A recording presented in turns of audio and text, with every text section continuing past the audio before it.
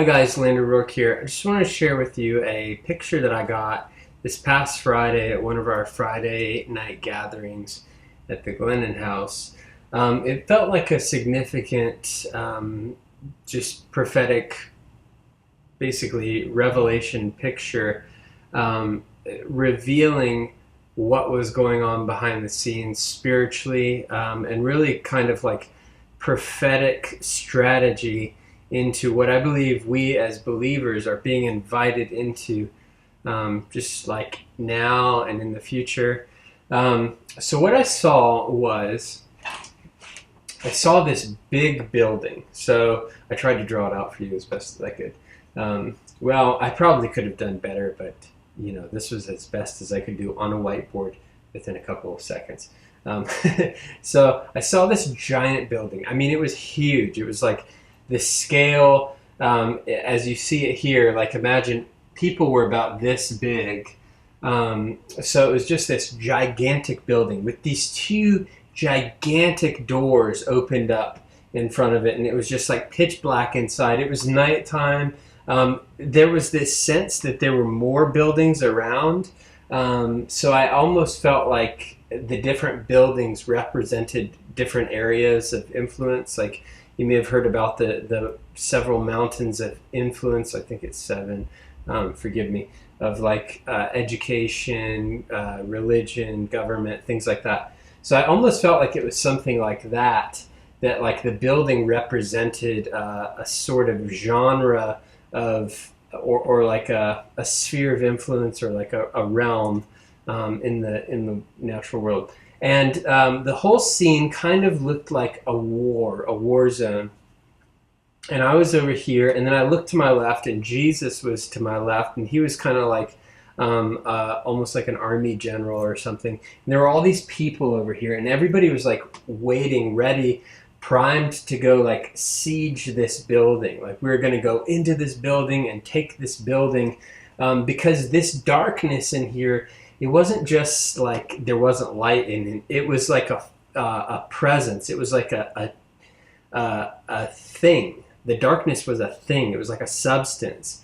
And it was like, I actually saw from this perspective, as everybody ran up ahead and went to go into the building, I could see it like this intimidating big thing looking down at everybody. And the thing was, when the people, so all these people, we all ran to go inside.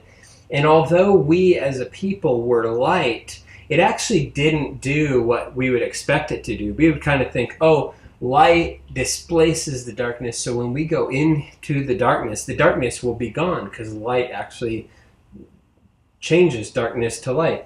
But we went in, and it was, since this darkness was like a substance, it was almost like if you push on a balloon, like if you imagine a balloon in this space, and I pushed on it, the displacement of that air inside of it would want to push me back. So it was like the further we pushed inside, the more there was like a force kind of pushing us back out. And so we're just kind of like trying to move in, but it's like this, we're just feeling all of this pressure to push us out. And suddenly somebody flipped on a light switch, and the darkness just wasn't there. Like the whole place was filled with light. It just was light. And it was all because somebody flipped a light switch that was already there on the wall. And what I felt like the Lord was saying was that there were all of these realms, all of these areas of influence, all of these things, whether it's, I thought of it as workplaces, schools, families, all of these things. And what he was saying was that they actually already have the infrastructure to become light. They just need to be activated. They need somebody that recognizes the potential for it to activate it with the flip of a switch. It wasn't so much an issue of becoming, like being light in the darkness, because I think so many of us often, like, we'd strategize like, oh my gosh, there's this dark area, and I'll go in there and I'll be the light, and that'll change the darkness to light. And then we go in, and then like we just kind of experience this like diminishing light, or some of us may persevere. We may see some transformation, but we almost like dishonor the system that is already in place there. We dishonor the sort of infrastructure that is in place. And what I don't know, I like, it almost sounds counter to what I know we believe. But at the same time, I really felt like it was to highlight, maybe not contradict, but to highlight this thing that the Lord was wanting to do, that he was actually wanting to redeem the space itself, not just use the space to contain us as light, but to actually make the space light as well. So, practical example of this, I immediately thought of my girlfriend's workplace. It's a shop, it's a store, a clothing store, and rather than her just existing there, her changing the way that she sees it and saying, okay, this place is already pre-wired to be light. God has pre-wired this place to be able to exist in light. How do I catalyze this? How do I flip the switch and actually bring the power into the light bulbs that are already in here? Because it's like this place already had the light